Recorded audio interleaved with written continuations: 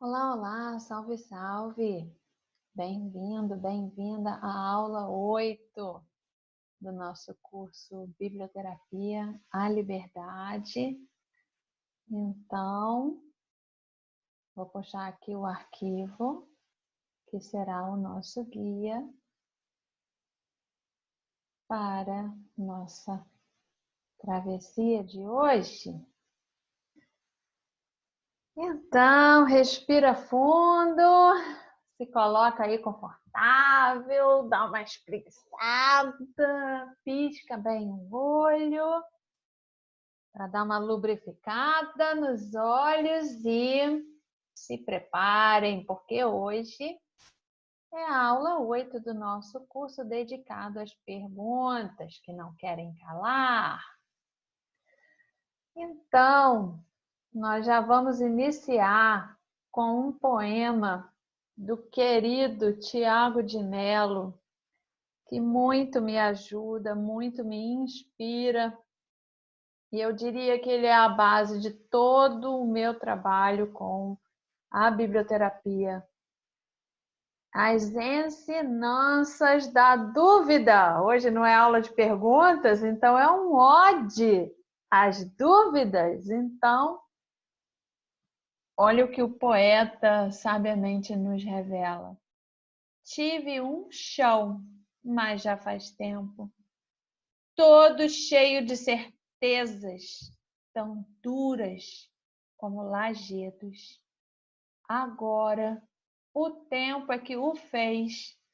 Tenho um caminho de barro, umedecido de dúvidas, mas nele, devagar eu vou. Me cresce funda a certeza que vale a pena o amor. Então, esse é o espírito do nosso trabalho. Às vezes, essas certezas, né, que são herdadas ou que são impostas, ou enfim, elas tornam o nosso campo um grande sertão. Então, é através da literatura que a gente pode fomentar esse barro que a gente pode modelar outras coisas, né? Então, a dúvida ela é fundamental nesse sentido.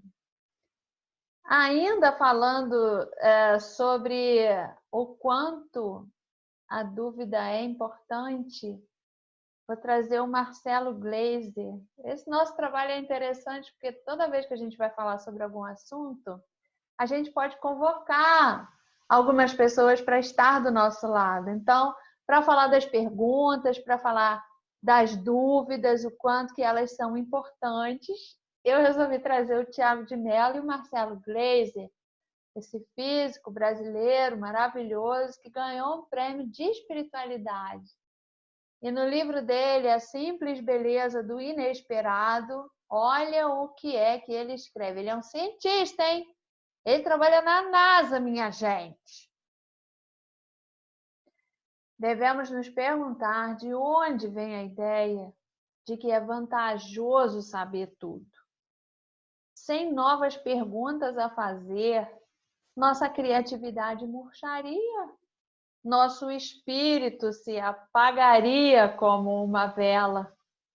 Para mim, essa possibilidade é muito mais trágica do que abraçar a dúvida como parceira essencial de uma mente curiosa. A ciência é uma invenção humana e, assim como nós, tem seus limites. Qualquer sistema de conhecimento pode e deve falhar. Essa falha é necessária para o avanço do conhecimento. A falha alimenta a mudança, a transformação. Então, dito isso, essa imagem foi durante um retiro da Bibliofamília. Então, em setembro de 2019, nós fomos para uma pousada no meio do mato, para se isolar, para falar de biblioterapia e os seus assuntos. Então, nós temos aí, olha, atrás de mim é a Valdete, do Rio de Janeiro, tem a Marília Amaral, Rio de Janeiro, Elô Vilas Boas, de São Paulo, Ângela Moreira, aqui de Niterói, a Fabíola Barcelos, do Passarinhos no Sótão, de Macaé, a Flávia Essel, de São Paulo, Dionéia Tosi, de São Paulo, Camila Milanese, de Criciúma, e a Magda Usa, do Rio de Janeiro. Então, é um desejo, né? Reunir a Bibliofamília, imagina, no meio da natureza para a gente aprofundar nessas questões. Então, nesse encontro, teve um momento justamente para cada uma listar todas as perguntas que houve, né? Tem gente que nunca ouviu falar a biblioterapia e começa a fazer uma série de perguntas, ou mesmo quem conhece o termo, tem uma série de questões, né? Então, nós fizemos um levantamento, um inventário de dúvidas. E olha só quantas dúvidas, e muitas dúvidas eram parecidas, né? A gente foi agrupando assim as perguntas, os questionamentos. Então, em resumo, desse retiro surgiram essas perguntas. É possível ser biblioterapeuta sem ser psicólogo? Como formatar um modelo para escolas? Poderíamos chamar de biblioterapia se utilizarmos outras linguagens? É só aplicada a pessoas com patologias? Qualquer livro pode ser considerado para o trabalho? Quando a pessoa traz um livro e acolhemos, isso é biblioterapia? Qualquer pessoa pode ser biblioterapeuta? É preciso ser por meio dos livros ou outros suportes são aplicáveis? Oficina ou roda de leitura é biblioterapia? Contação de história é biblioterapia? Se o participante chorar, o que faço? É possível ter alta na biblioterapia? É para qualquer idade? Tenho que fazer interpretações para ser biblioterapeuta? O que não pode faltar numa roda de biblioterapia? Online produz o mesmo efeito que um encontro presencial? E aí, nós realizei, né, promovi um curso de biblioterapia online ao vivo. Então, eu tive a participação, né, de pessoas espalhadas pelo Brasil e até fora do Brasil. Então, eu abri uma janela para que as pessoas também me encaminhassem suas perguntas. E eu quero apresentar essas perguntas e depois eu vou voltar e vou respondendo, tá? Então, eu estou primeiro fazendo assim, compartilhando com você as perguntas que chegaram a mim. Pode ser que você esteja agora pensando em outras perguntas e as suas perguntas me interessam muito. Então, você pode encaminhar para mim de qualquer maneira e que eu pretendo, um dos nossos encontros ao vivo será justamente para abordar as perguntas que não querem calar. Então, vieram outras perguntas, como, por exemplo, quando me sentirei habilitada para um projeto de biblioterapia? A biblioterapia pode ser realizada individualmente? Quantas sessões definimos? Qual a duração de uma sessão?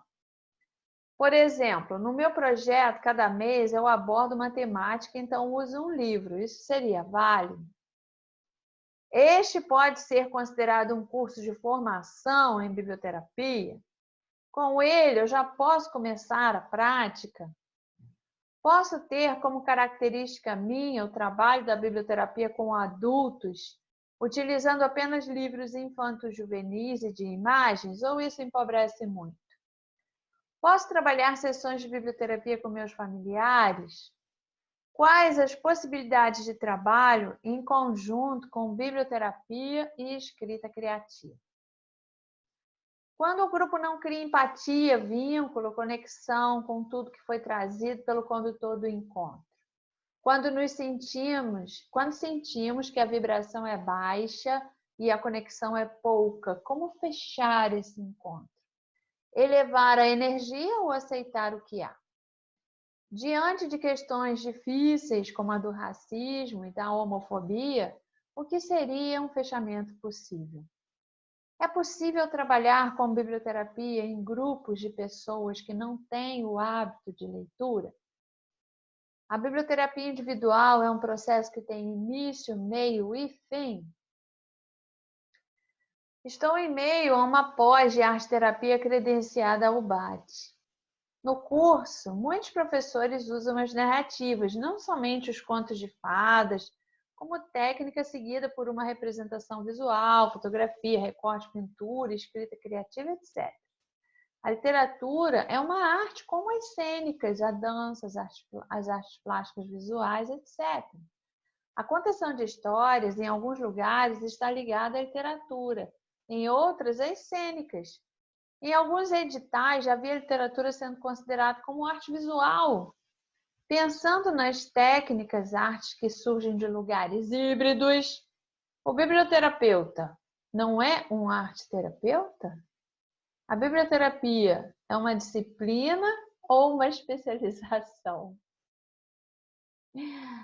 Outra pessoa disse assim: fazer crochê ou desenhar, pintar, modelar é o mesmo que fazer arte-terapia? Uma sessão? Ou é algo que pode ser terapêutico? Para explicar melhor a pergunta, eu faço acompanhamento arte-terapêutico, mas se eu só fizer crochê, não preciso procurar minha arte-terapeuta, porque só o crochê já é uma arte-terapia. Agora, vou ousar fazer a mesma pergunta, mantendo a estrutura, mas mudando os termos em discussão. Ler livros é o mesmo que fazer biblioterapia, no sentido de sessão, ou pode ser terapêutico? Não sei se minha pergunta é boa, mas espero que ajude a refletir sobre os diferentes olhares possíveis e válidos sobre o mesmo material, mas diferentes áreas de atuação.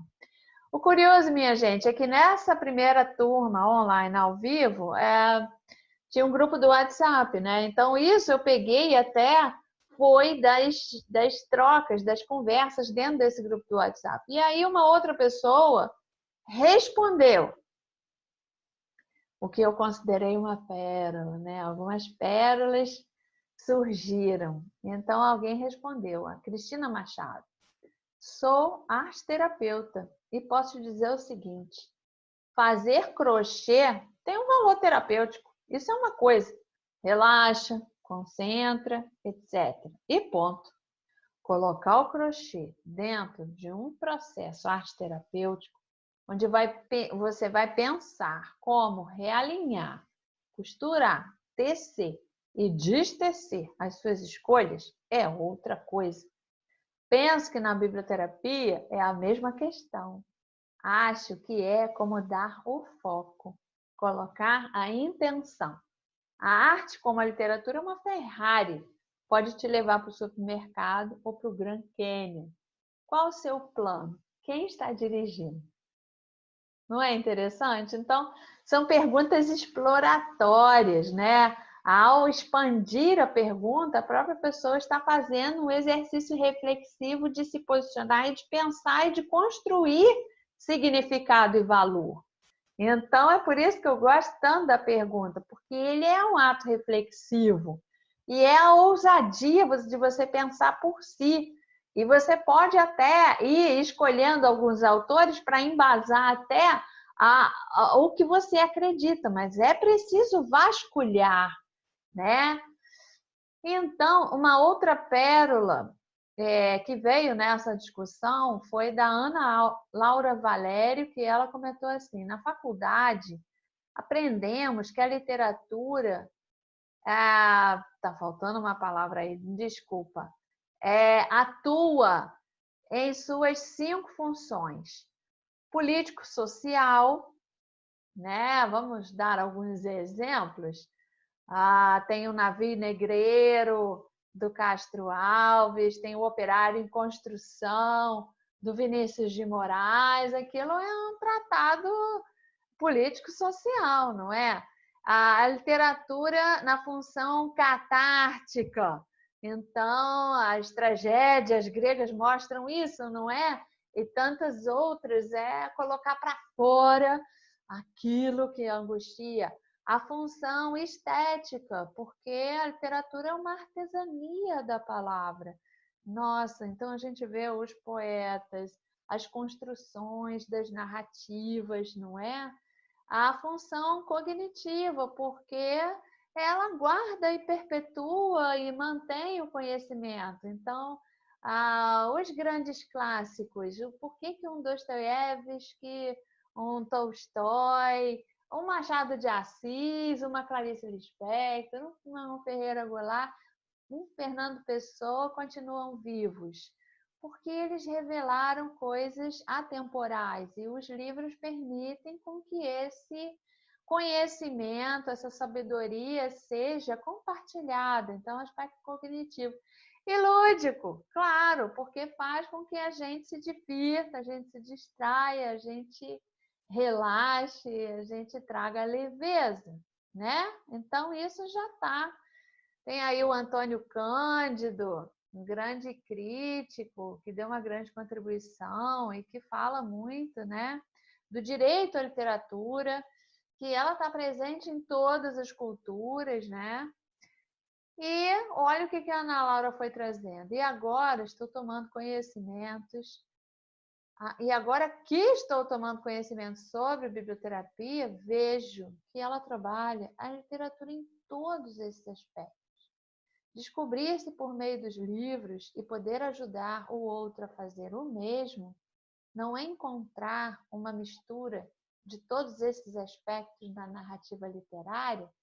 Eu diria que sim, e eu iria além, né? Eu acho que justamente a gente pode unir forças para construir a argumentação para mais uma função da literatura, a função terapêutica, não é? Então, minha gente, apresentado aí o banquete de perguntas, eu tenho certeza que você está já imaginando outras perguntas que foram acordadas por essas. Captura isso, escreve isso no seu caderno de bordo, manda para mim, ou por e-mail, ou pelo WhatsApp. E essas perguntas que nos movem. Mas agora eu vou começar a responder. E eu queria começar a responder por uma das perguntas assim que mais eu escuto e que mais aflige, né, as pessoas. Muitos bibliotecários por onde eu passo, dando as palestras, falando sobre isso, né? Eles quase que me sacodem e falam assim: eu sei do que você está falando, eu sei que a literatura tem um poder terapêutico imenso, eu só não sei o que eu faço depois que a pessoa fica mobilizada, começa a chorar, e enfim. É como se abrisse um processo, né? Então, esse é o grande temor. Então, antes de apresentar ali aquele texto que vocês viram, o que fazer, né? Quando a pessoa se emociona, quando a pessoa chora. Em primeiro lugar, eu acho que eu vou até aqui voltar para a tela maior, depois eu volto para lá. Em primeiro lugar, eu quero dizer assim, que o nosso trabalho, ele tem um propósito de fazer a pessoa sentir, né? Então, as artes, de uma maneira geral, elas afetam os sentidos, é sentir e expressar. Então, minha gente, para mim, quando uma pessoa chora, para mim é um prêmio. É sinal que algo foi tocado e algo foi fluidificado. A Viviane Mosé até tem um poema, né? Que ela fala: a maioria das doenças que as pessoas têm são poemas presos, palavras calcificadas, que poderiam um dia ter sido poema. Mas não, as pessoas adoecem da razão de gostar de palavra presa.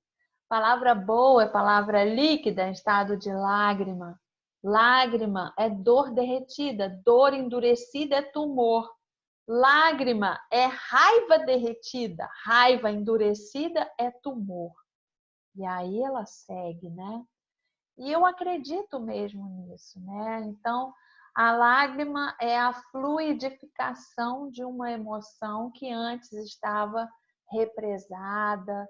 Então, no sentido do trabalho terapêutico, isso é um indicador que você está no caminho certo, né? Eu, inclusive, assim, quando um livro me faz ler, nossa, para mim é um presente, porque eu sei que ele tocou em alguma coisa que às vezes eu nem sei o que é. Você já passou por isso? É como se estivesse irrigando algo fossilizado dentro de mim. E aí eu começo a fazer uma investigação. Aliás, essa é uma questão muito importante que tem a ver com uma das premissas que foram apresentadas, né? Se um livro te faz chorar, esse livro quer dizer que você tem uma dor verde. E quer dizer que esse livro você tem que usar para cuidar de você. Depois que a sua dor passar de verde para madura, depois que essa ferida tiver sido olhada, trabalhada, ressignificada, transmutada, expressa de alguma maneira, quando você... Eu gosto de usar aquela metáfora, eu já falei disso, eu vou estar repetindo, mas pecando pelo excesso propositadamente, é que se na nossa... A ferida verde, por exemplo, poderia ser representada por um rasgo na nossa roupa, né? Tem alguma coisa que te fragiliza, que te expõe. Então, enquanto você não olhar para isso, você quer ver? Os poemas me atravessam, né? Então, tem um poema do Henrique Chaldon. Ele diz assim: as feridas não sangram para fora, elas escorrem para dentro e corroem a alma. E nada faz secar feridas mal curadas, senão olhar para elas para que esvaziem afinal. Isso está num livro dele chamado Poemas, e eu coloquei essa citação dentro do meu livro Vivências em Biblioterapia. Então, uma dor verde vira madura quando a gente finalmente olha para elas, para que esvaziem. Então, voltando para o exemplo do tecido, seria como olhar para esse buraco e começar a cerzir, né? Você vai fazer uma costura em cima, como se fosse mesmo na pele, que a gente dá os pontos, né? Então, olhar para essa ferida que não é corporal, mas ela é psíquica, né? Ele está lá nas suas profundezas. Então, olhar para isso é aquilo que te faz chorar, quer dizer que a ferida está verde ainda. Então, a gente vai, escreve sobre ela, fala sobre ela, vai transmutando ela, né? Então, isso é como se fizesse um cerzido. No final, essa parte do tecido cerzido, ela fica mais forte do que o resto da roupa. E é isso que acontece também com as nossas travessias. Então, é muito importante você saber que o livro que te faz chorar, você tem que usar para cuidar de você. Se você sozinha não der conta, faz um processo terapêutico com alguém, porque não tem investimento melhor do que no autoconhecimento. Enquanto a gente não olha para isso e não resolve isso, isso se repete. Então, para a gente evoluir, E tem isso, né? É o arquétipo do curador ferido. Você sente aquilo, e você encontra a maneira de sair, e sendo um ser de travessia, você então vai poder cuidar dos outros, tá? Então, é por isso que desde a primeira aula há o incentivo de você identificar quais foram os autores que já te deram casa para morar, que já cuidaram de você, que já foram seus doutores, seus médicos e enfermeiros, porque foram eles que te ajudaram a fazer uma travessia. E você, ao fazer a travessia, você transforma a dor verde numa dor madura. E é isso que vai te legitimar a cuidar dos outros. Por isso que o acervo básico, primeiro, do biblioterapeuta é utilizar os livros que já cuidaram dele próprio, tá certo? Então, vamos agora voltar. Vamos imaginar, então, que você já está com a sua questão, com a sua dor madura. Você vai usar aquele livro que já cuidou de você, né? Essa é uma das outra vantagem desse trabalho, que a gente está sempre reavivando, reforçando um cuidado nosso, né? Então, ao mesmo tempo que a gente cuida do outro, a gente está reforçando o nosso cuidado interior. Isso é maravilhoso. Então, alguém começou a chorar. E aí, o que a gente faz? Então, existe um processo em camadas, em camadas. Primeira camada, deixa vir. A gente cria espaço. Então, hoje, nós temos um ritmo muito louco. A gente não deixa espaço para sentir as coisas, sabe? Para olhar para aquilo. Então, num primeiro momento, você deixa a pessoa chorar, vai criar um certo constrangimento, mas você fica firme ali. E aí você vai dizendo, deixa vir, deixa vir. Segunda camada. Você não precisa, num primeiro momento, dizer nada. Você não precisa ter uma saída brilhante. Você não precisa dar espaço. Primeiro passo é dar espaço. Segundo passo, convida a respirar. Porque quando a pessoa chora, você vê, ela vai se fechar, se comprimir, ela não vai respirar, ela vai fechar os olhos. É uma das coisas que eu aprendi quando eu fiz a formação de constelação familiar, que quando a gente, enquanto está chorando, fecha os olhos, a gente está voltando em alguma história do passado.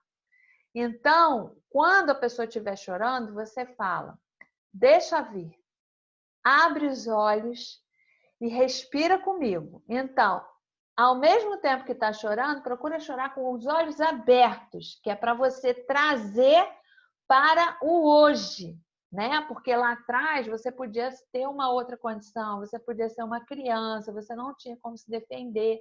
Então, quando você traz o choro com os olhos abertos, você está trazendo para o hoje, para quem você é hoje, para o que você sabe hoje. Então, já tem aí um movimento temporal. Você pode estar achando estranho, né? Mas eu estou oferecendo algumas coisas que eu aprendi com outros mestres e também com as minhas próprias experiências. Estou oferecendo, você pega se quiser, tá bom? Então, quando a gente chora, a gente comprime tudo. Então, você convida a respirar e você convida todo mundo, porque a emoção de um acorda a emoção do outro, né? Então, pode ser que aquela pessoa, diante da imensa coragem de mostrar a fragilidade, porque nem todo mundo tem essa coragem, ela pode tocar na fragilidade dos outros e os outros começarem a chorar junto. Então, ao mesmo tempo que você vai canalizando para a pessoa essas coisas, você vai convidando todo mundo a fazer o mesmo. Então, vamos respirar, todo mundo. Inspira, abre o peito, expande, expira. E vai continuando, vai falando isso. É como se fosse um parto, né? Você está parindo alguma coisa que estava interiorizada. E aí, numa terceira camada, depois de dar espaço, de falar deixa vir, depois de pedir para abrir os olhos, de respirar junto. Deixa um pouco assim, deixa um pouco sem palavras, só de deixar vir já causa um alívio imenso, né? E aí, numa terceira camada, eu utilizo trechos da própria literatura para legitimar essa permissão de chorar, essa importância de chorar. E normalmente na quarta camada eu proponho um abraço coletivo. Então, nós todos temos as nossas histórias que são muito doloridas e é um terreno que a gente faz de tudo para esconder, mas que enquanto ele não é olhado, ele está sempre lá, vivo, pulsante. Então a gente faz um abraço coletivo, que é todo mundo se levanta, a gente em círculo se abraça e a gente acolhe isso. São momentos assim que fortalecem muito o vínculo, né?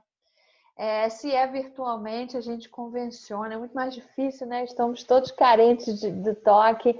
A gente dá um abraço assim mesmo, aperta bem, sente essa energia e manda pela janelinha para a pessoa que está mais mobilizada. Então, que trechos são esses da literatura que eu utilizo para legitimar esse momento? É isso que eu vou mostrar agora. E, na verdade, é um trecho de um artigo que eu escrevi, que eu já vou dar o caminho direitinho. Então, vou puxar aqui de novo, né, o arquivo para compartilhar com vocês que trechos são esses da literatura que eu utilizo nesses momentos que são momentos tão delicados, né?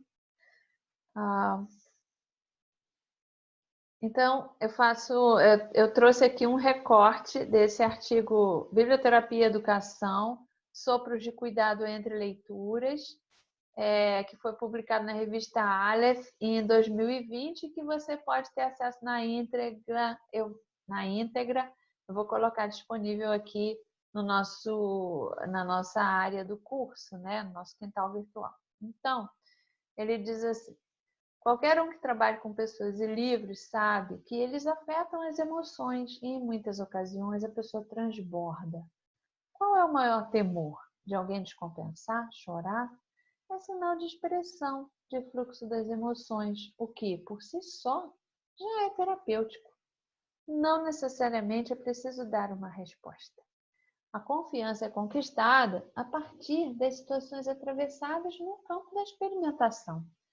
Nesses casos, utilizo a própria literatura para dar permissão à expressão das emoções, como, por exemplo, lágrima é feita de água e sal. Isso mostra que existe um mar morando dentro da gente. Chorar é deixar o mar transbordar. Chorar é não querer morrer. Afogado, isso é do Bartolomeu Campos de Queiroz. E vocês vão ter todas as referências no final dessa aula. Mia Couto revela o pranto como voz e evidência de humanidade. O pranto é o consumar de duas viagens, da lágrima para a luz e do homem para uma maior humanidade. Afinal, a pessoa não vem à luz logo em pranto? O choro não é nossa primeira voz? É verdade, né, gente? O choro é a nossa primeira voz. Se o choro transborda, é indicativo de uma ferida aberta, alguma questão que precisa de atenção. Minhas tristezas estão maduras. Só tristezas verdes precisam de água para crescer. Ao permitir o fluxo das águas internas, nova visão é alcançada, como revela a poeta amazonense. Lavei os olhos com muitas lágrimas. Agora vejo melhor. Esse é Astrid Cabral. Num livro que ela escreveu para processar o luto do filho morto, criança ainda, atropelado. Então, essa frase está na primeira página do livro, né? Para encerrar os exemplos, eis a preferida definição. Lágrima é a água que o amor derrama quando precisa ser visto. Isso é da Isabelle Borges, no livro Bilica Chorona, que nós vimos durante o curso. Outra prática que incentivo é ter contatos de profissionais, psicólogos ou serviços de psicologia aplicada para encaminhamento quando necessário. Então, minha gente, a gente não tem que ter a ilusão que a gente vai dar conta de tudo. Não vai dar conta, não é? Mas quando a emoção vier, que a gente possa acolher, que a gente possa estar junto, mesmo quando a gente não tiver a resposta. Isso já tem um grande efeito terapêutico. E se você é psicóloga, você vai usar isso dentro do tratamento que está sendo oferecido. Se você não é da área psi, ou você pode fazer parcerias, né? Mesmo que nos possíveis, às vezes tem alguém que você conhece que pode estar junto com você, isso é muito bacana. Ou então, conforme eu escrevi aí, você pode ir encaminhar, né? Então, tem mais coisas que falam sobre o choro na literatura, como esse trecho do Mia Couto. Dizia nossa mãe que quando choramos, a alma segue o exemplo da terra sobre a chuva, torna-se barro. E o barro dá-nos casa. O barro é quem molda nossa mão. Não faz lembrar lá do poema do Tiago de Mello, das Ensinanças da Dúvida? Olha aí. E o Leminski também fala isso, né? O barro toma a forma que você quiser. Você nem sabe estar fazendo apenas o que o barro quer.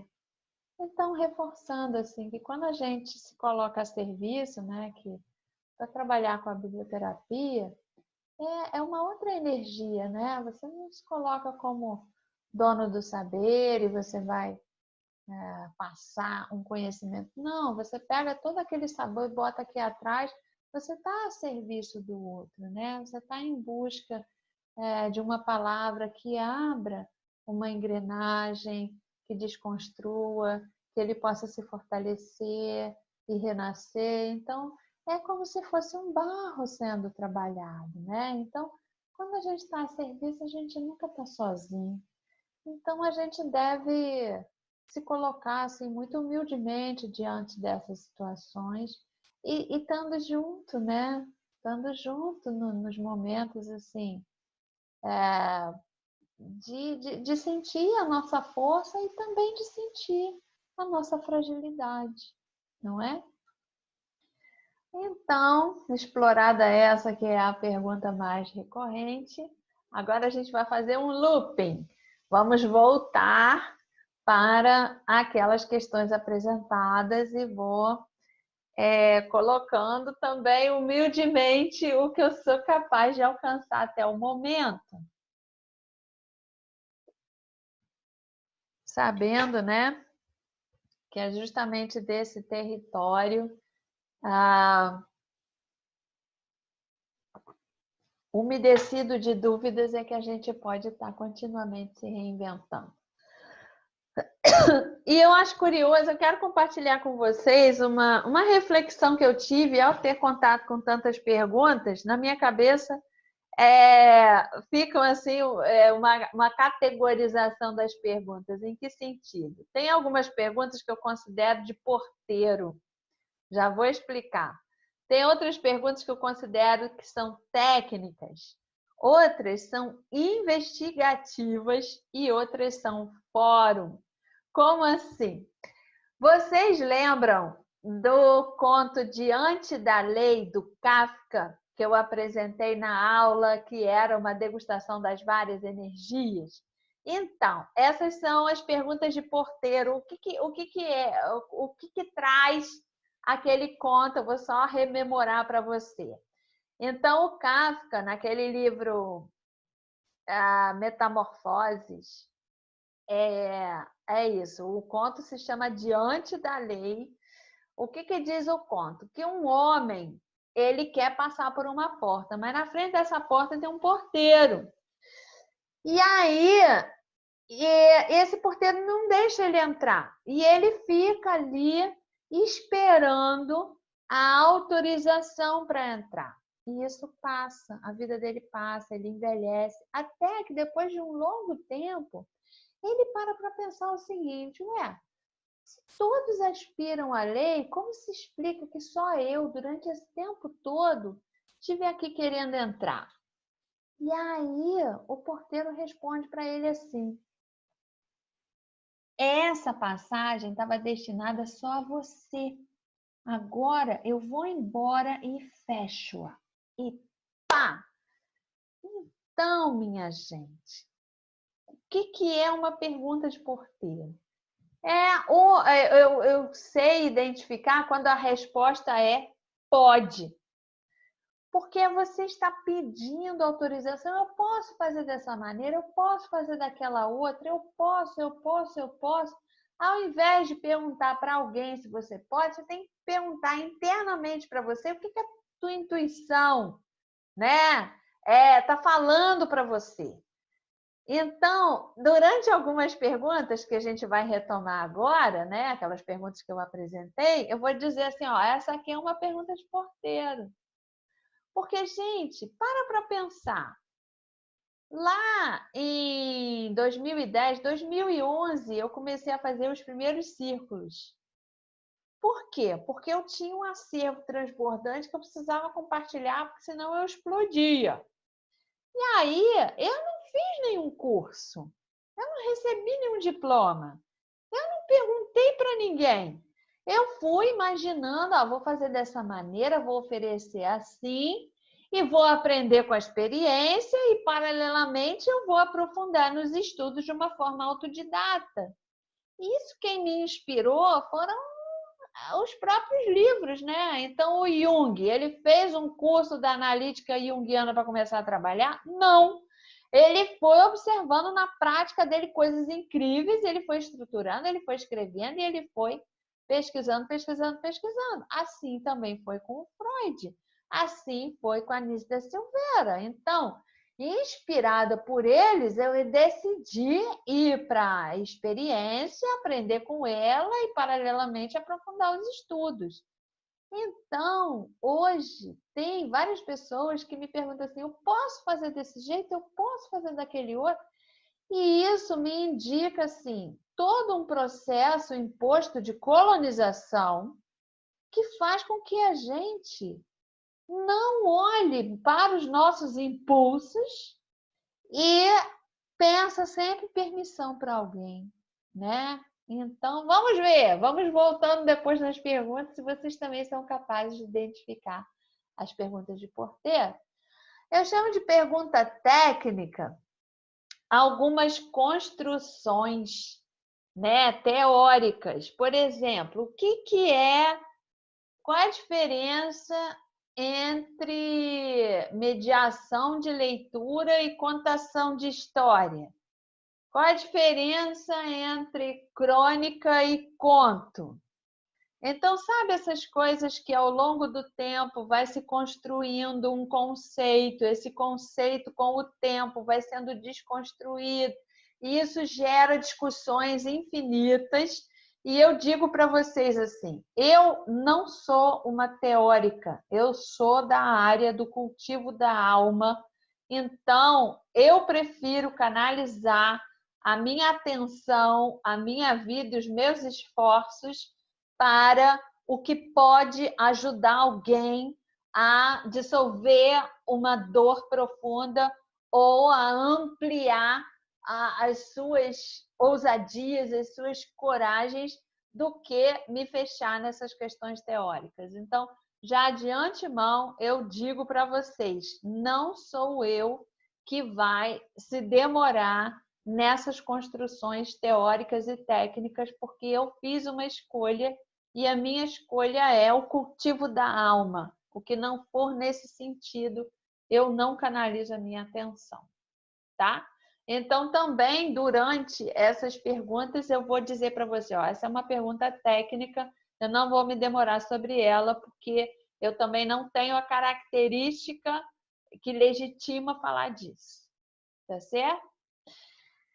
As perguntas investigativas, eu vejo que são aquelas que querem explorar o meu ponto de vista a partir das experiências que eu atravessei. Porque a gente para pensar, cada um é um cercadinho.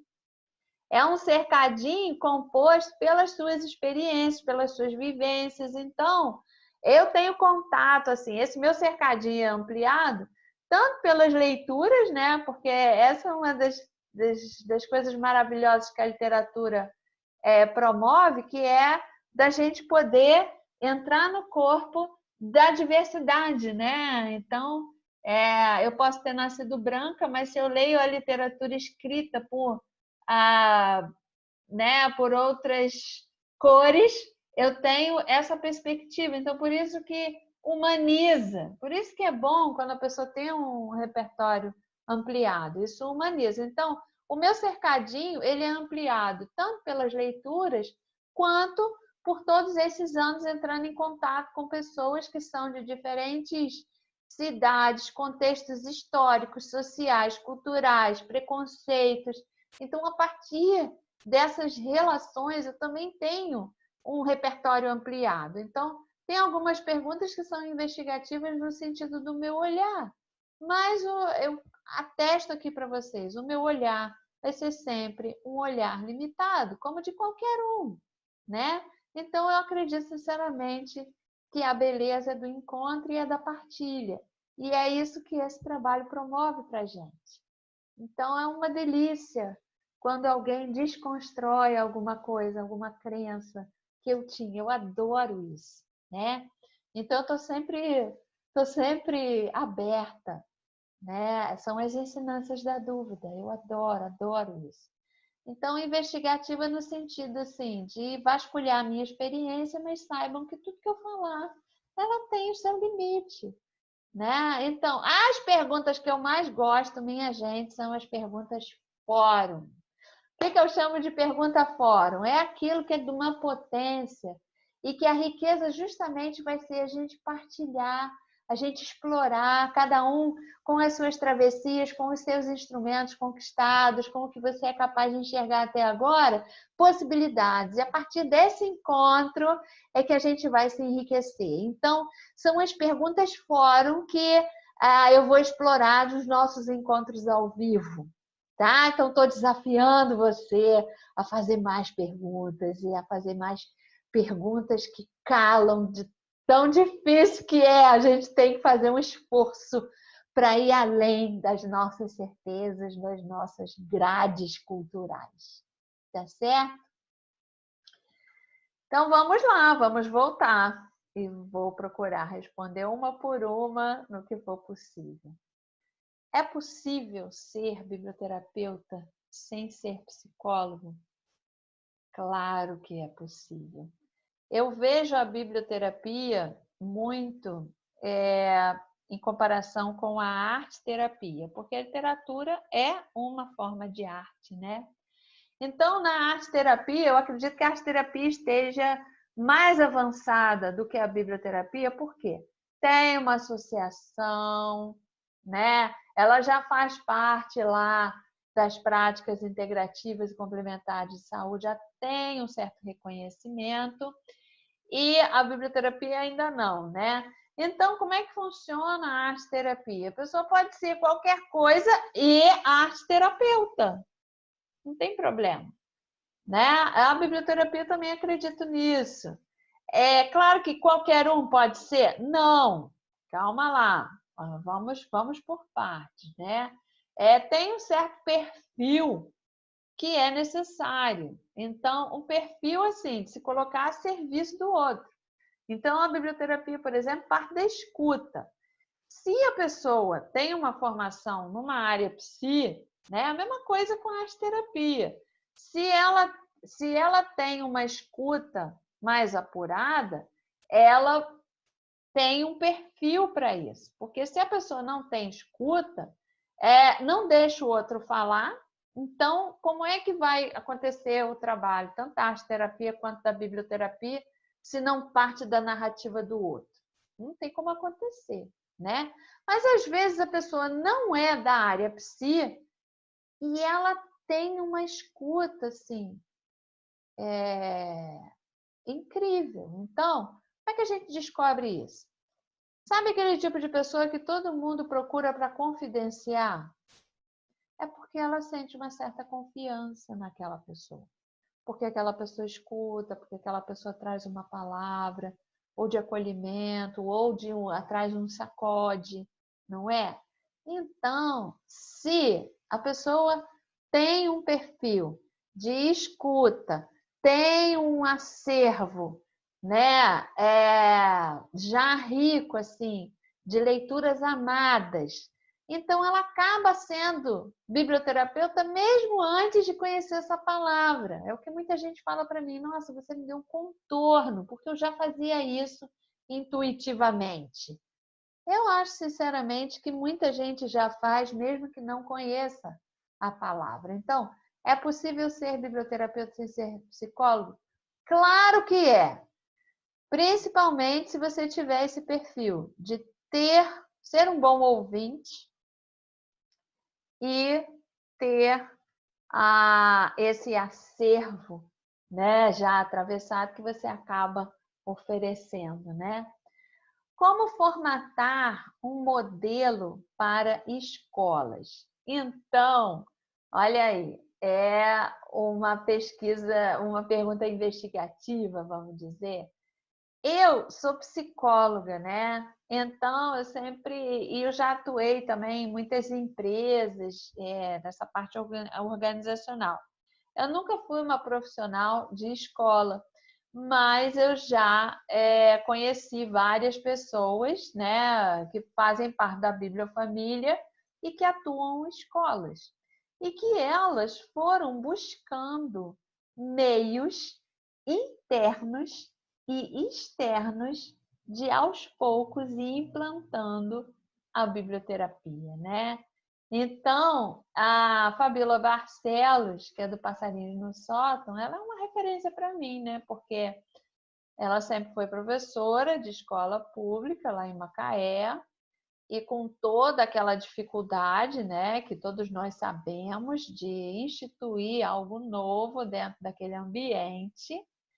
E ela, apaixonada, né, é aquela questão que ela começou a usar os livros que já tinham cuidado dela. Então, é um amor que transborda. Então, era um desejo de usar aquilo a serviço. Então, no começo foi mais difícil, mas o que ela foi fazendo? Ela foi fazendo círculos de biblioterapia com essa literatura infanto-juvenil para todas as idades, como vocês viram naquela aula. Então,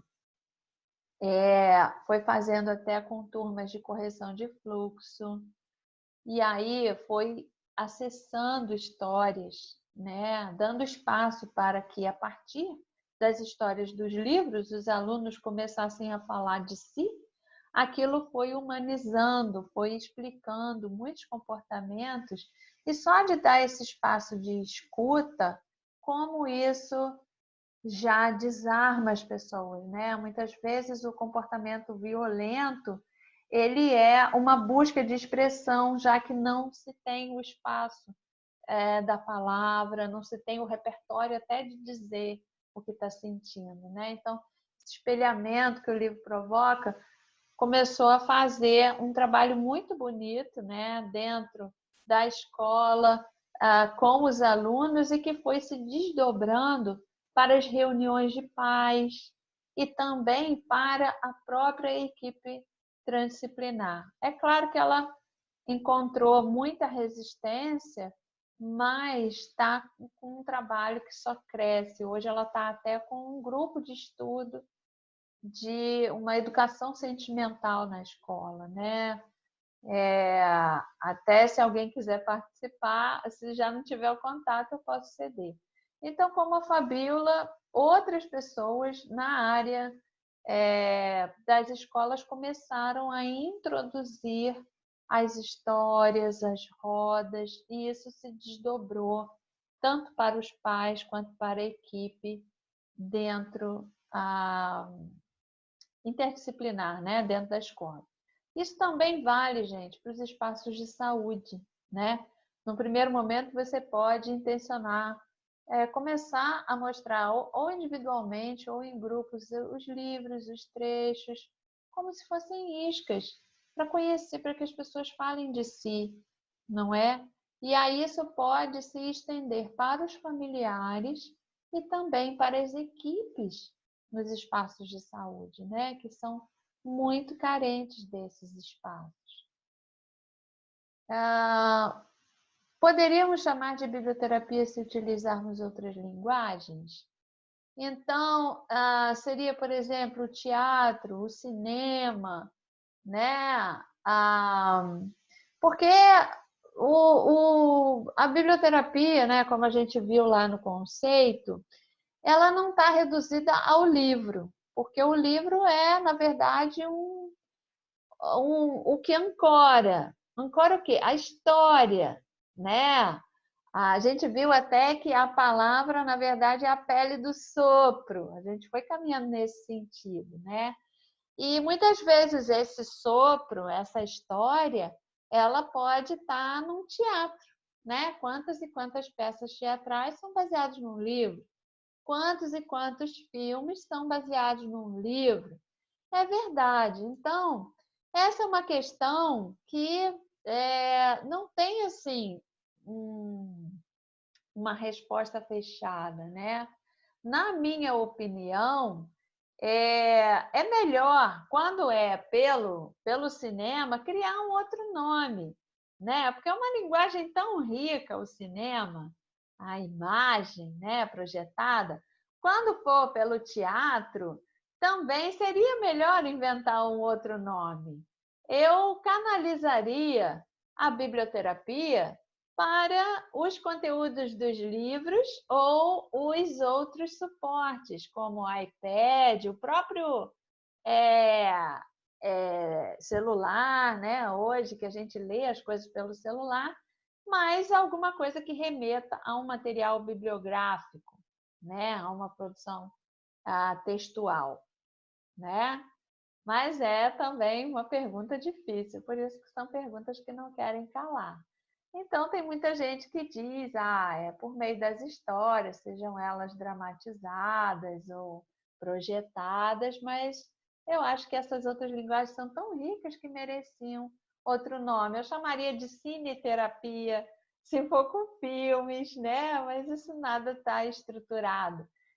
Essa coisa de categorizar, colocar nas caixinhas, é a nossa ilusão de controle, porque, na verdade, tudo na complexidade, essas fronteiras elas são muito tênues, né? O que é daqui, o que é de lá? Nós somos uma grande mistura, nós somos uma caixa preta.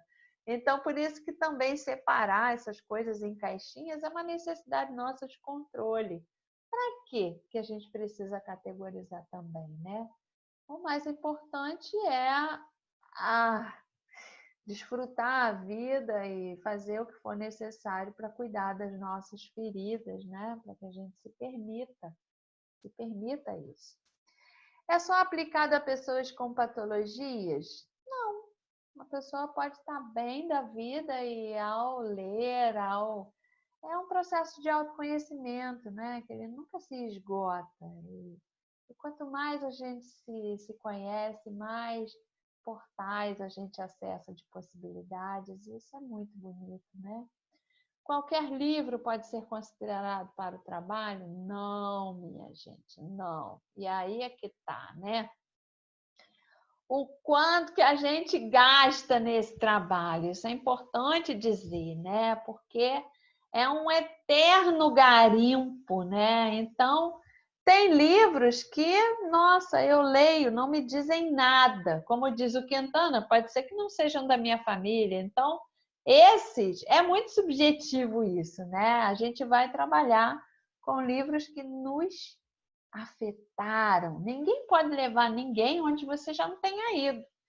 Então a gente tem que sangrar ele, sentir na pele ou se apaixonar por ele. Então esse trabalho assim é um pouco de devolução de tudo aquilo que os autores deram para gente, né? Porque é muita coisa. Como eu sou grata assim, nossa, as pessoas me amam por causa deles. Pode ter presente maior do que amar e ser amado? Não pode, né? Então, os livros que a gente trabalha, que a gente considera para o trabalho, né? Trazendo aí para a pergunta 5, são aqueles livros que transbordam dentro da gente. E é claro que isso é subjetivo. Transborda em mim, pode ser que não transborda em você. É por isso que aquela outra premissa, né? Eu quase que nada não sei, mas desconfio de muita coisa, que é do Guimarães Rosa, cada um é uma caixa preta. Então, eu posso ter um livro aqui que tenha feito um abalo sísmico em uma pessoa e na outra não tem nem cosquinha.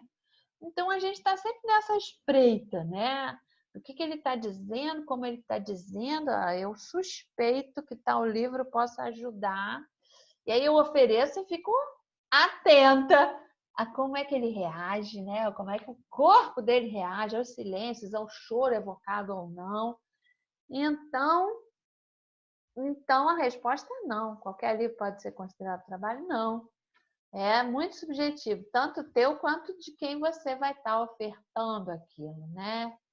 Então, é por isso que o recomendável é você já... Eu tenho separado, né? Às vezes os pacientes vêm aqui, nossa, são só algumas instantes, né? É verdade. Por quê? Porque aqui só estão os livros que são muito utilizados para cuidar. É como se fosse um suprassumo. Tem vários livros, outros que estão em outros lugares, que têm outras energias, sabe? Não são para o trabalho, não são para a função terapêutica, né? Então, aqui é como se eu tivesse amparada, é um suprassumo dos meus cuidadores. Por isso que a gente fala de curadoria. Curadoria é o quê? É quem escolhe o que vai mostrar. Mas no nosso caso é de cura mesmo. Você escolhe o que vai curar. E quando você escolhe o que vai curar, você está olhando para o acervo que já curou você. Curar é uma palavra muito pesada, né? Eu prefiro cuidado. Qual é o livro que vai cuidar? Qual é o livro que já cuidou de você?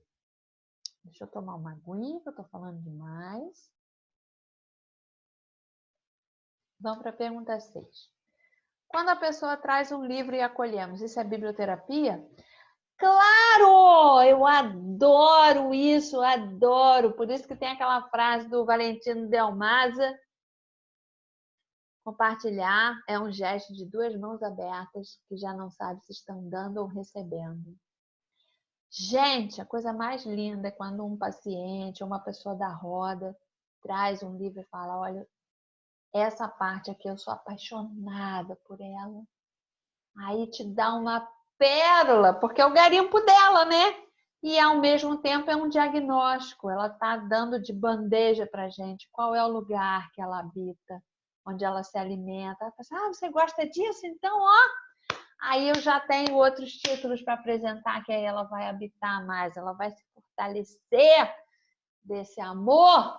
Então é isso, minha gente. A gente aprendeu com o Milor, né? Que a gente não... O medo é o nosso definitivo companheiro. Então que a gente deve parar com essa história de parar de ter medo. O medo vai morrer com a gente, nasce com a gente, morre com a gente. Então deixa o medo ali, mas a gente vai alimentar o amor, porque é o amor transbordado que aí você leva o medo carregado. Ó, até arrimou. Então, se a pessoa falar, esse trecho aqui mexeu comigo, me fez chorar, então beleza, ela está te dando um ouro ali para você trabalhar nessa perspectiva terapêutica. Então eu adoro quando um paciente traz e ele acaba enriquecendo meu acervo, né? Que aí aquilo que ele trouxe, depois eu vou buscar, eu vou ler também. Então você começa assim, a ter vários garimpadores por você, né? Porque aí a pessoa acha um livro maravilhoso, acha que tem um conteúdo ótimo para se trabalhar terapeuticamente, fala assim, lembrei de você, olha, você precisa ter isso no teu acervo. Gente, isso é lindo, né? Eu amo. É a coisa da comunhão mesmo, né? Da riqueza da partilha. Qualquer pessoa pode ser biblioterapeuta? Eu acabei já respondendo ali em cima, né? Não. Se ela tem aquela postura, como diz o Paulo Freire, da educação bancária, que eu vejo que muita gente é assim, né? Se eu tenho espaço de 2 horas, eu preencho as 2 horas eu falando e não dou espaço para ninguém. não escuto ninguém e depois não deixo ninguém falar. Isso não é biblioterapia. Então, para a pessoa poder ser biblioterapeuta, tem um perfil. E o mais importante desse perfil é a capacidade de dar espaço para o outro. É a capacidade, assim, de observar, né? De calar, de suportar ficar calado para observar qual é, para fazer a leitura, né? Daquela pessoa, daquela situação e para ser cirúrgico, que eu digo, ao fazer essa curadoria, de escolher o que pode ser ali, né? Então tem que ser bom na escuta e tem que gostar de ler, né, minha gente? Se não gostar de ler, se só ler resenha, não dá. E isso é um grande desafio, né? Porque nesses tempos é tanta informação que a gente acaba não estando em lugar nenhum e comprometendo assim a nossa capacidade de mergulhar num livro e conhecer aquele princípio ativo, né? Então não ler resenha sobre o livro, é ler o livro e ter a tua opinião e sentir. Tá bom? A 8. É preciso ser por meio dos livros ou outros suportes são aplicáveis? Então, meio que a gente já falou sobre isso, né? Mas, claro, dá para ler o livro através do celular, do iPad, mas tem uma questão que é muito importante, que é o livro como espaço simbólico. Então, eu vejo que quando o curso é presencial, você fazer aquela mandala ao centro, você espalhar os livros, o livro tem uma dimensão simbólica muito forte. Então, é como se ele ancorasse. Tem até um trecho do livro do Luiz Carlos Melo, que fala Nise, uma psiquiatra rebelde, que ele traz uns trechos dela mesma, né? Que ela falava que quando ela morava em Santa Teresa, no Rio de Janeiro, que era um lugar assim, num local bem perigoso, né? Ela sempre tinha um livro na mão. E toda vez que um livro estava na mão, aquilo é como se protegesse ela, como se fosse um escudo. Então, tem um aspecto simbólico do livro que é muito significativo, né? Então, apesar de dizer que outros suportes são aplicáveis, existe algo mágico no livro físico, que nenhum desses suportes ainda conseguiu reproduzir. Oficina ou roda de leitura é biblioterapia? Depende. Pode ser e pode não ser. O que é que vai caracterizar uma oficina de leitura ou uma roda de leitura como biblioterapia? É justamente esse espaço que se dá para as pessoas falarem de si. Se não houver esse espaço, não é biblioterapia. Teve uma vez que eu fui a Natal dar um curso presencial lá. E aí eu soube que um hospital ia fazer uma roda de leitura sobre um desses clássicos da literatura, eu nem lembro qual era o livro. E aí eu corri para lá porque eu queria saber se eles estavam fazendo biblioterapia ou não. E aí, minha gente, o que aconteceu? Era dentro de um hospital, era a equipe que estava ali lendo um clássico, e eles só falavam sobre o livro, sobre o autor, sobre o que os críticos falavam daquele livro. Não teve espaço nenhum para as pessoas falarem de si. Então, aquilo, minha gente, apesar de ser dentro de um hospital e usar literatura, não é biblioterapia. Tá? Então, se uma oficina ou uma roda de leitura abre espaço para que as pessoas falem de si, aí é biblioterapia. Se não, não é. Contação de história é biblioterapia? É o mesmo raciocínio. Se há uma leitura prévia daquela pessoa, daquela situação, há uma escolha da história que dialogue com essa primeira leitura, né, do contexto, E se depois da história é aberto espaço para que as pessoas falem de si, aí é. Se não houver esse antes e o depois, não é. Se simplesmente conta uma história e tchau, sem conexão nenhuma, então não tem a energia da biblioterapia. E se o participante chorar, o que faz? Já foi abordado, né? É possível ter alta na biblioterapia?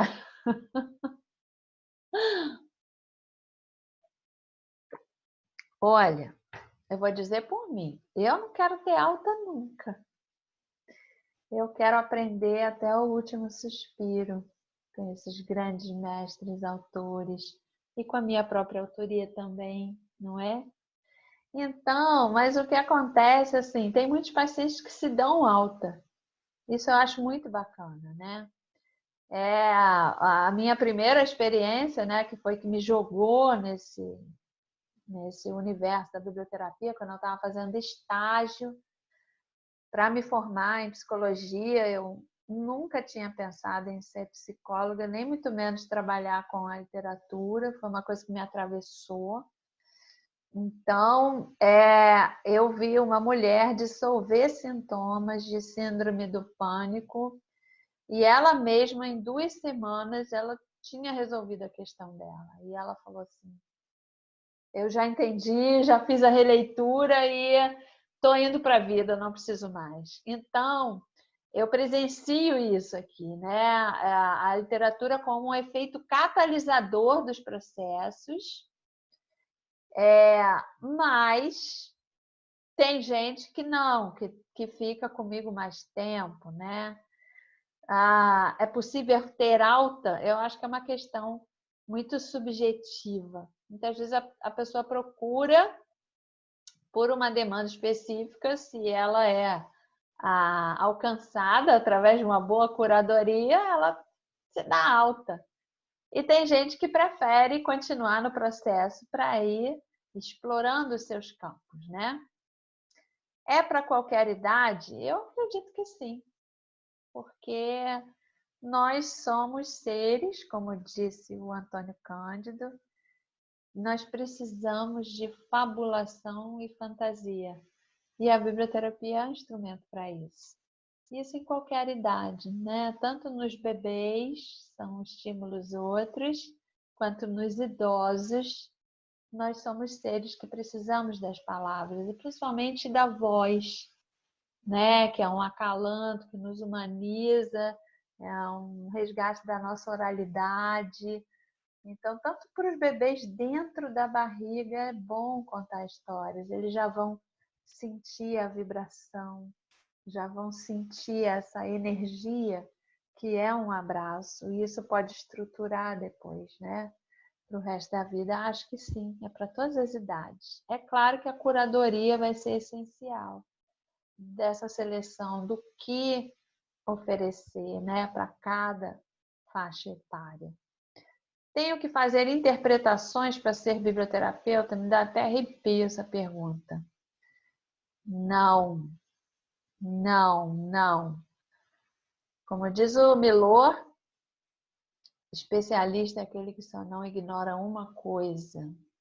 Como diz o Todorov, que a gente viu, todos esses críticos, professores, mestres, PhDs, são anões sentados em ombros de gigantes. Então, o próprio trabalho da biblioterapia é para você ter a permissão de uma interpretação livre, é de você não se agarrar em nenhuma muleta de um especialista. O especialista teve o olhar dele, a partir dos cercadinhos dele. Isso na biblioterapia não interessa nada. Eu costumo sempre falar, né, nas rodas que eu ofereço, que eu sou amadora. E sou mesmo, amadora no sentido que ama demais o que faz e que está sempre aprendendo. Então, essa coisa de interpretação é um recorte. Recorte a partir do quê? Quem está falando? Qual o interesse que está falando? Então, eu vejo assim que muitas vezes a gente é guiado por uma necessidade de pertencimento. Então, se está todo mundo falando que aquele livro é bom, o porquê que ele é bom, eu vou querer ler o que o especialista está falando, porque aí se eu falar uma coisa parecida, eu vou pertencer. Mas na biblioterapia o caminho é inverso, é justamente você ter a ousadia de ter autonomia, de dizer o que você sente, o que você acredita. E aí tem uma frase do Ziraldo que fala que tem gente que vai te amar pelo que você é, tem gente que vai te odiar pelo mesmo motivo. Então, vá sabendo disso, que é para não sofrer muito. Então, você não tem que fazer a interpretação, não, porque o trabalho justamente é você jogar na roda e abrir para a diversidade e a gente discutir. É um exercício reflexivo, filosófico até, né? Mais existencial. Assim a gente vai ampliando a nossa capacidade de leitura do mundo, leitura do outro, de si e de argumentar, né? Isso tudo vai fazendo com que a gente conquiste espaço, ancore as coisas e não se agarre em alguma muleta por algum motivo. O que não pode faltar numa roda de biblioterapia? Muita coisa, né? Primeiro, o cuidado, assim, cuidado com o espaço, que seja um espaço que você possa fazer para tornar aquele espaço um espaço bonito, estético, como a gente viu, né? Que o Paulo Freire falava que talvez uma boa coisa para iniciar qualquer processo é construir coletivamente um espaço bom de habitar, né? Um espaço que te dê privacidade, que te dê silêncio, isso tudo é o ideal, que traga elementos estéticos, alguma coisa que encante as pessoas. Se puder combinar com um lanche, porque essa coisa da gente comer junto também socializa, acolhe. O que não pode faltar é essa estrutura circular.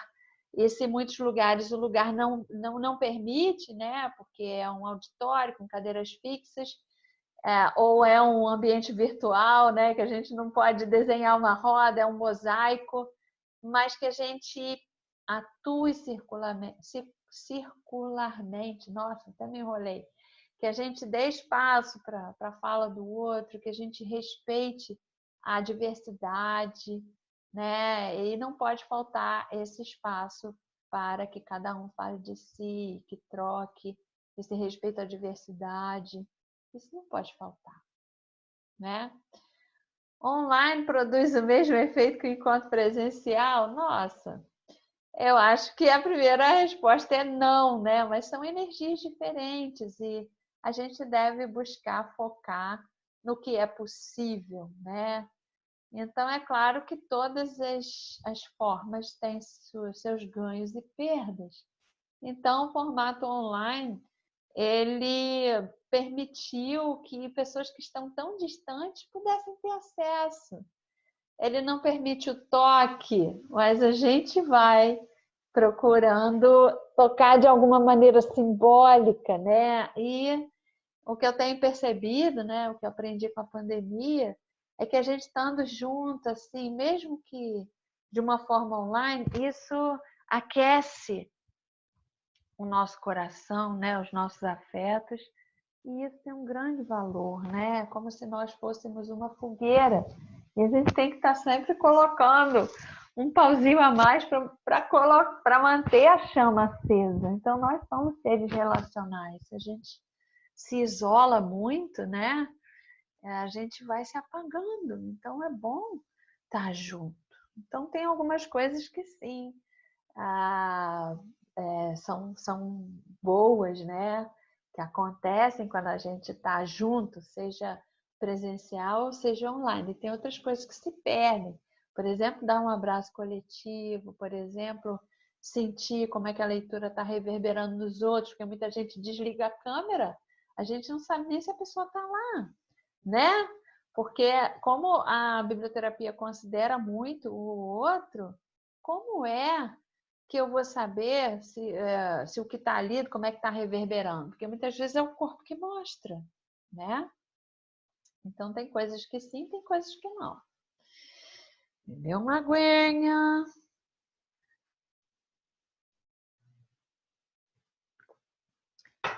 Muita gente às vezes me pergunta, se eu fizer o curso depois eu posso começar a trabalhar? Quando me sentirei habilitada para um projeto de biblioterapia? Eu acho que essa resposta está mais em quem está perguntando do que em mim, né? Qual é a ficção que a pessoa tem que sou eu que vou dar a permissão para ela fazer alguma coisa? Isso é uma ilusão, não é? Então, quando é que você se sente habilitado? Quando é que você pode começar a trabalhar com isso? Isso vai depender, na minha opinião, de duas coisas. Primeiro, é o teu acervo já conquistado, né? Então, se você adora livros, se você já tem muitos livros, você já tem uma bagagem, vamos dizer.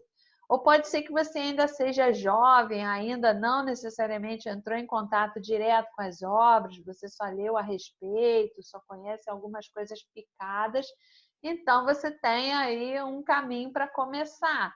E lembra daquilo do Saramago, não tenha pressa e não perca tempo, as coisas vão sendo como se fosse um caldeirão, né? A gente vai colocando, o caldo vai engrossando. Então, se no teu caldeirão ainda tem pouca leitura, você ainda precisa dedicar tempo a isso, senão você se oferecer alguma coisa, você rapidinho vai parar porque teu manancial aí esgotou.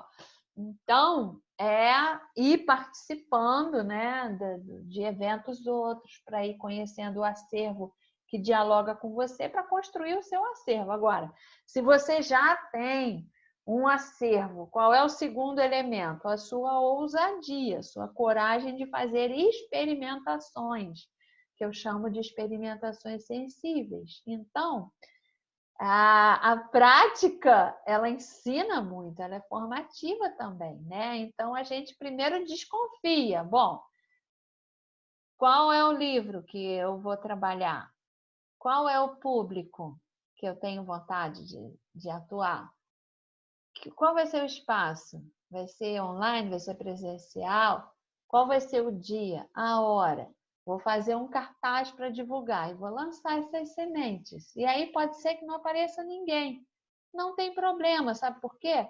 Todo o preparo vai fazer com que, se eu escolhi, por exemplo, deixa eu pegar um livro aqui, se eu escolhi esse livro, porque eu amo esse livro e tal, Antes de Nascer o Mundo, do Mia Couto, se eu vou fazer uma roda com ele, nossa, são várias leituras que eu faço, né? Fiz uma primeira leitura, marquei os trechos e, e aí eu vou oferecer uns trechos, ou então eu vou pedir que todo mundo leia, a gente se encontre para conversar. Pode ter vários formatos, né? A gente vai falar disso na próxima aula. Mas vai fazer com que você tenha que se preparar. E aí, minha gente, essa é a grande engrenagem de todo o processo. Você criar um compromisso para você estudar o seu próprio acervo, vasculhar, não livros novos, os livros que você já tem, os livros que você já trabalha. Então, você fez tudo bonitinho, fez toda a sua parte, seu dever de casa, chegou lá, não foi ninguém. Não tem problema. Esse conhecimento, esse trabalho, em algum momento você vai utilizar. Aí, quando não dá certo, a gente fica perguntando, opa, o que eu preciso mudar, né? E aí você vai começar a explorar, será que foi o horário, será que foi o dia, será que foi o livro? Aí você vai procurando fazer as mudanças e vai oferecendo. E o bonito é que, se num primeiro momento, né, não tem, esse público não aparece e tal, isso tudo faz parte, você está alimentando o seu acervo interno. Mas com o tempo, algumas coisas vão acontecendo. E o que é que motiva a gente a continuar, mesmo quando não tem público? É porque aquilo alimenta a gente. Então, é um primeiro estágio, assim, da autonutrição, tá? Então, respondendo, quando me sentiria habilitado para um projeto de biblioterapia? Essa resposta está em você. Como é que está o seu acervo e como é que está a tua disposição de fazer uma experiência? Então, tem um poema da Astrid Cabral, que chama Mídia, diz assim: consanguínea sou do silêncio e da sombra. Rejeito a distância entre palco e plateia. Basta-me a pequena glória de agradar alguns. A alma não pede palmas, só apertos de mão, de igual para igual. Então, não é um trabalho do ego, não é um trabalho de grandes públicos, não é um trabalho de palmas, é um trabalho de um a um. Você tocar uma pessoa tem a intensidade de um teatro lotado, não é? É isto, minha gente. Trabalho de alma é assim, não é trabalho de ego. Então, se tiver um, é com ele que a gente faz, você vai ver. Às vezes, mudanças incríveis vão acontecer. A biblioterapia pode ser realizada individualmente? Uma pergunta delicada, né? Por quê? Eu sou psicóloga, eu estou aqui no meu consultório, então faz parte do meu ofício o atendimento individual. Isso me dá mais lastro, né? Mais permissão de atuar individualmente. Mas o que eu acabei de falar para vocês na pergunta anterior? Você marca um círculo, né? Para mais pessoas, só aparece uma pessoa. Qual é o problema? Faz com ela sim. O que é que vai proibir que você faça? Está fazendo uma leitura e está dando espaço para a pessoa falar de si. Então, na minha opinião, pode sim ser realizado individualmente. Até porque, se a gente pegar do livro Biblioterapia do Marc-Élion Aquinant, ele fala que a biblioterapia acontece só você e o livro. É um diálogo respeitoso entre você e os trechos que aquele autor está te provocando, né? Então, eu posso ler essa pergunta também nessa perspectiva. A biblioterapia pode ser realizada individualmente, só você e o livro? Pode, claro! Quantas vezes eu fui cuidada, transformada, meus queridos? Muito obrigada. É isso que eles fizeram comigo. Diálogos inteligentes, diálogos que me desafiaram. Eles foram terapêuticos, sim, para mim. Então, mas algumas pessoas falam assim, mas eu sou bibliotecária e tal, aí como é que é isso?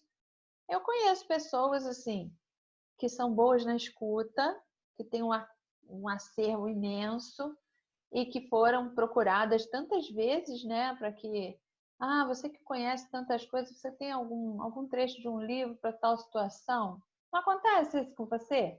Então, essa pessoa decidiu criar um espaço que ela pudesse acolher melhor. Então, é um espaço estético, bonito, arrumado. Ali tem todos os livros amados, e tem aquele aconchego, né? Aquele abajur, bota aí um cheirinho agradável. Vou até pegar aqui um cheirinho do tea tree, um óleo essencial, onde se possa justamente, né? A gente não fala que a literatura é um espaço para habitar? Você pode materializar esse espaço, por que não? E aí a pessoa, ela se sente num ninho, num colo. Aí ela pode falar mais sobre ela mesma. Imagina você ter uma história para acolher aquilo. Por que não? Por que não? Eu acho que, sinceramente, a gente está construindo toda essa história com a biblioterapia. A lei é uma coisa muito atrasada, né? Mas eu acho que a gente vai encaminhar, como a gente viu aí pelo trabalho da Carla Souza, que na Polônia tem já instituída a biblioterapia em várias áreas, em vários campos do saber. Na psicologia, na biblioteconomia, na educação, nas artes, na literatura. Então, eu acho que é um passo além a gente socializar isso, né? É socializar. Então, eu diria assim, está sendo gravado isso, né? Pode depor contra mim, mas eu diria que, como não há, né, toda uma legislação que proíba as coisas, gente, a gente está falando de leitura e de escuta. Quem é que pode te proibir de fazer isso? Não é? Então eu sugeriria que você fizesse experimentações sensíveis, tá bom? Olha aí, pergunta de porteiro. Quantas sessões definimos? Gente, ser humano é caixa preta. Você vai definir sessão, você vai se lascar. né? Antes da biblioterapia, fiz várias formações de coaching. E aí tinham 10 sessões que vão mudar a sua vida. O humano não é assim, não. Então é bom criar uns compromissos, desafia a gente, mas eu prefiro não definir sessão, não. Então tem gente que com 2 sessões já deslancha, tem gente que está comigo 4 anos e tem questões ainda, né, mais profundas e tal, e que não é assim. Então eu prefiro não definir, mas se você quiser criar um modelo seu, aí é contigo, escuta a tua intuição, né? Qual a duração de uma sessão? Então, quando é sessão aqui de terapia mesmo, como psicóloga, o meu carro-chefe é a biblioterapia, é 1 hora. Tem gente que faz 40 minutos, né? Nas rodas, assim, nos círculos, né, presenciais, eu sempre fiz de 1 hora e meia, 1 hora e 40. E é isso que eu tenho feito também nos círculos online. 1 hora e meia, 1 hora e 40, no máximo 2 horas. Acho que depois fica muito cansativo, né? Vocês estão aqui assistindo a aula, mas vocês podem dar uma pausa e depois voltar, porque às vezes fica puxado, né? Fica puxado. Então, é uma sugestão, mas também é uma coisa que eu que defini, eu que vou sentindo, eu acho que é tudo muito orgânico, né? Uma outra pessoa perguntou assim, por exemplo, no meu projeto, cada mês eu abordo uma temática, então uso um livro. Isso seria válido? Ó, pergunta de porteiro. Pode fazer o que você quiser, do jeito que você quiser, né? Então, se estabeleceu um estilo. Cada mês eu abordo uma temática e uso um livro. Beleza. Tem gente que escolhe um tema, medo, e pega vários livros que falam sobre esse tema, pode até convidar as pessoas para trazer o que elas tenham nos seus próprios acervos, pode ser também. Pode ser uma roda que tenha vários livros com um tema só, pode ser um livro só, que aí trabalha os trechos do livro, pode ser um autor, trabalha os vários livros do autor, pode convidar as pessoas para que tragam escritas de própria autoria, também pode. Então, pergunta de porteiro, como eu falei, a resposta é pode. Este pode ser considerado um curso de formação em biblioterapia? Com ele eu já posso começar a prática. Olha aí, minha gente. Olha, sinceramente, eu acho que formação é uma coisa de uma vida inteira, né? Então, pode considerar um curso de formação em biblioterapia? Eu diria, pode. Se você está aqui, você está me legitimando como uma pessoa que tem uma travessia e tem experiência nessa área e que está fazendo e que está sendo feliz fazendo. Isso sim. E quem é que me respondeu que eu podia? Eu fui fazendo, né? Inspirada pelos que eu já comentei com vocês, inspirados. Os livros podem ser os nossos mentores, disse o James Hillman, no Código do Ser, como a gente viu lá nas bases, né? Então, é curioso, assim, que teve um certo momento que eu me apropriei, né? Eu comecei a dizer que eu era biblioterapeuta porque eu era mesmo, né? Todo diálogo eu sempre cito alguém, eu sempre prescrevo um livro. Então eu me apropriei. E a partir do momento que eu comecei a acreditar em mim, as pessoas também foram acreditando, né? Você está aqui porque você acredita em mim. E eu acredito em mim porque é realmente o que eu faço, é um alinhamento do que eu acredito, do que eu valorizo, do que eu falo, do que eu faço, do que eu vejo, do que eu recebo de volta. Se um dia me proibirem de usar essa palavra, eu vou mudar a palavra e vou continuar sendo. Porque eu aprendi com a Antígona do Sófocles, né? Que tem leis que são maiores do que as leis dos homens. Então, eu sei que eu toco em algo sagrado e que eu não abro mão. Então, é esse espírito rebelde, mas que vai no sentido de uma natureza genuína e que eu pauto esse trabalho, né? Então, se você me legitima a te ensinar, ou se você acredita no que eu digo, e se você me pergunta se esse pode ser considerado um curso de formação, eu digo que sim. Você pode começar a trabalhar, mas essa resposta está mais é dentro de você, o quanto que você já acredita. E eu tenho certeza que você vai acreditar mais a partir de umas pequenas experiências. Então, você comece com algo com menos risco, com amigos, com os próprios outros alunos da Bibliofamília, e você vá sentindo, porque é isso, quando a gente sente a potência, quando a gente vê que coisa maravilhosa que é esse trabalho, a gente não quer mais fazer outra coisa na vida. Então, você vai sendo tomado por aquilo, não é mais você que conduz, você só se entrega. A palavra não é nem coragem, é confiança, né? E faz cada segundo valer a pena, tá bom? Posso ter como característica minha o trabalho da biblioterapia com adultos, utilizando apenas livros infanto-juvenis e de imagens, ou isso empobrece muito? Nossa, minha gente, essa é uma das grandes belezas desse trabalho. É a descoberta da potência da literatura infantil e juvenil. Por conta, né, por conta da própria vida, ainda não tive a oportunidade de me dedicar para escrever especificamente sobre isso, porque são inúmeros os testemunhos. Eu tenho uma reverência muito grande por todos eles, um agradecimento muito grande por todos eles, porque são instrumentos fantásticos que guardam essa síntese do que se quer falar. Tem toda a linguagem das imagens, que é um grande campo das artes. É como se a gente visitasse vários museus, como se a gente pudesse ser afetado através das imagens. Então, produzem efeitos infinitos. Você dizer que isso empobrece, isso enriquece muito.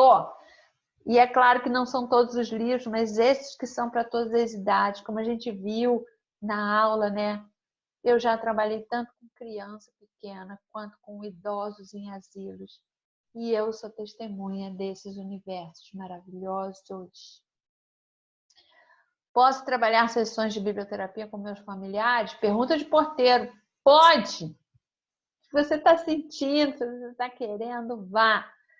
Mas convide. Forçar vai ser o efeito, vai sair, tiro vai sair pela culatra. Ler não suporta imperativo. Já disse o Daniel Pennac, né? E também a Michelle Petit fala sobre isso. Então você faz um convite. Se as pessoas estiverem dispostas, acontece. Se não, não vai rolar. Ainda mais sendo familiar, né? Casa de ferreiro, espeto de pau. Então, eu sugiro que você faça o convite e você vai acabar aproximando pessoas que são da sua família de alma. Eu diria que é mais seguro. Mas faz o que você quiser. Quais as possibilidades de trabalho em conjunto com biblioterapia e escrita criativa? Você pergunta de porteiro. Isso é maravilhoso. Experimenta. Experimenta. Nossa, é maravilhoso. A gente já está encaminhando para uma finalização. É um benefício, vamos dizer, uma vantagem dessa aula gravada, porque quando é ao vivo eu não respondo todas as perguntas, né? Porque são muitas e o tempo da aula ao vivo é de 2 horas. E aqui está dando a oportunidade de eu me espalhar mais. Mas é claro que não esgota, né? Eu tenho certeza que você está aí borbulhando de perguntas e eu doida para saber, mas a gente vai ter a oportunidade de se encontrar. E a gente vai passar o resto da vida fazendo perguntas, e são as perguntas que vão ampliar os nossos territórios, né? Fazer aquele barro que as certezas não permitem. Quando o grupo não cria empatia, vínculo, conexão com tudo que foi trazido pelo condutor do encontro. Quando sentimos que a vibração é baixa, a conexão é pouca. Como fechar esse encontro? Elevar a energia ou aceitar o que há? Eu acho muito interessante essa pergunta, que leva a gente a um reconhecimento assim, do nosso inacabamento. Então, vocês acham sinceramente que todo encontro de biblioterapia ele é maravilhoso, que dá tudo certo, fica todo mundo feliz? Não, minha gente. Claro que não. Às vezes a gente programa uma série de coisas, chega lá na hora, aconteceu alguma coisa, morreu alguém, está todo mundo em outra vibração. Então, o mais importante é a gente estar atento ao que está acontecendo no contexto e trazer isso tudo para a roda e rever se for necessário, porque o que a gente está é justamente sendo um ser de diálogo, né? Que provoca isso através das leituras. E como a vida é muito dinâmica, as coisas acontecem de um dia para o outro e aí toda a sua programação foi por água abaixo. Então, quando é assim, quando não cria empatia, quando não tem conexão, é melhor interromper e abrir uma roda de conversa sendo honesto. Olha, eu estou percebendo que está acontecendo isso, aquilo, outro, e eu estou aberta para ouvir vocês. O que é que está acontecendo? Né? E deixa esse espaço para as pessoas falarem, enfim, e para buscar, a partir dessas narrativas, promover, ver do teu acervo o que é que você poderia caminhar com essas pessoas nesse sentido. E saber que, como todo espetáculo, né? Quando alguém do teatro monta um espetáculo e tal, tem dia do bom show e tem dia do mau show. Porque e no nosso caso não é nem show, né? É uma proposta, é uma oferta. Então tem dia que você também não está bem, né? Você é humano, você também é atravessado por suas dores, suas questões, seus problemas, suas preocupações.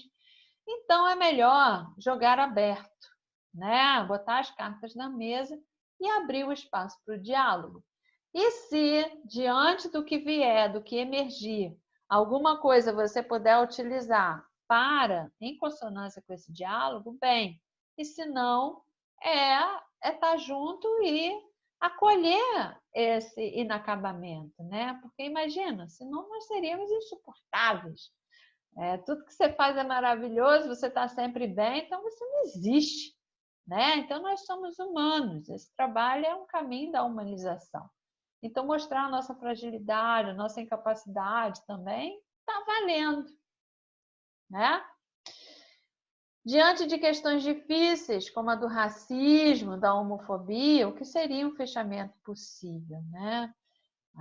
Essa aí é uma das perguntas que eu chamo pergunta fórum. Pergunta que seria muito bom a gente ter uma multiplicidade assim dos olhares, das opiniões e ir ampliando o nosso repertório de possibilidades. Deixa eu tomar uma aguinha.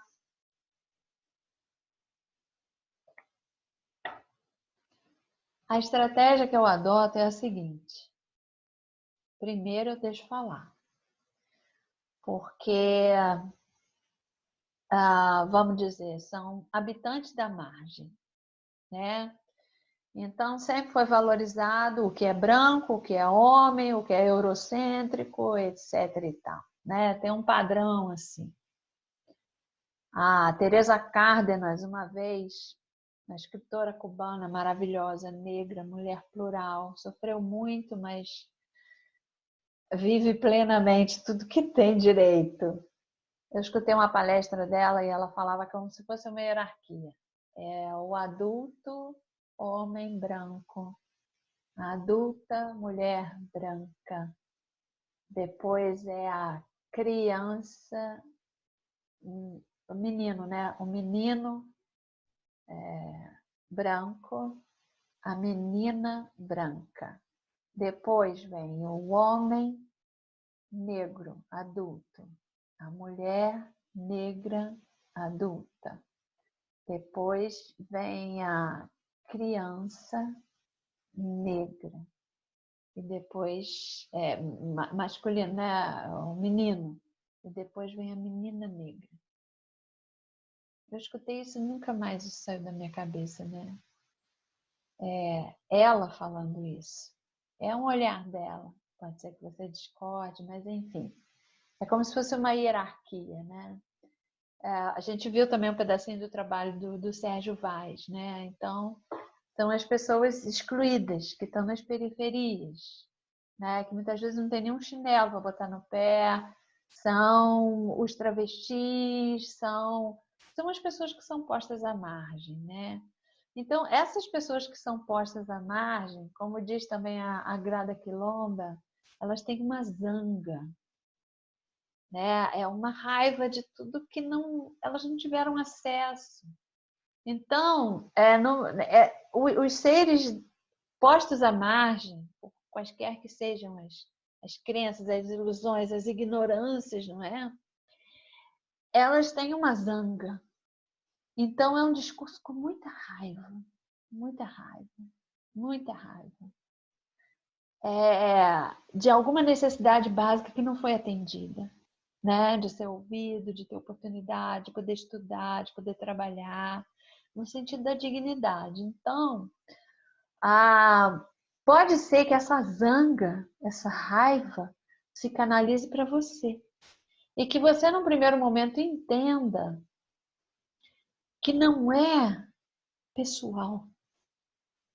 É como se fosse uma dívida cultural, uma dívida histórica. Uma dívida é uma ferida aberta, que também não é só daquela pessoa, é de toda uma classe que ela está representando. Então, sente a linha de embate, sente.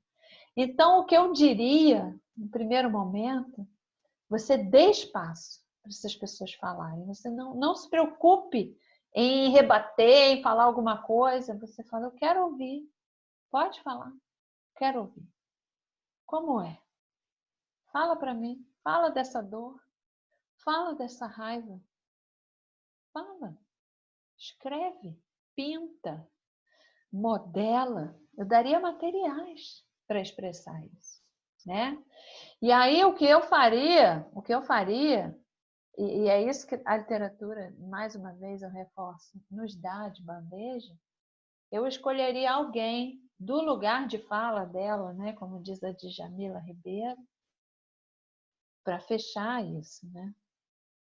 Então, o que seria um fechamento possível, eu traria quem é uma representante de racismo.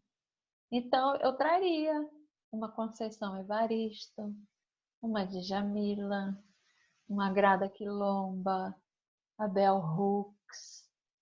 Eu selecionaria, eu tenho isso, eu já tenho selecionado uma grande citação ou um poema dessas pessoas, do lugar de fala delas, para talvez oferecer. Eu não posso falar, mas eu vou pegar o livro aqui de alguém que também, como você, sofre isso tudo e ousou escrever sobre isso. Eu posso te ofertar se você quiser. Se você não quiser, tudo bem também. Tudo bem. Posso pegar alguém que fale de homofobia, né?